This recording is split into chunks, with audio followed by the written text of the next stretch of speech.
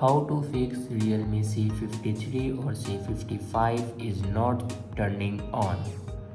So watch this video carefully and follow every step as I'm showing in video, and don't forget to subscribe the channel. So let's start the video. First of all, plug in your charger. After plugging your charger, your mobile will turn on. Sometime your device will fully load your battery, then plug in your charger and it will turn on your device. After that, open your settings.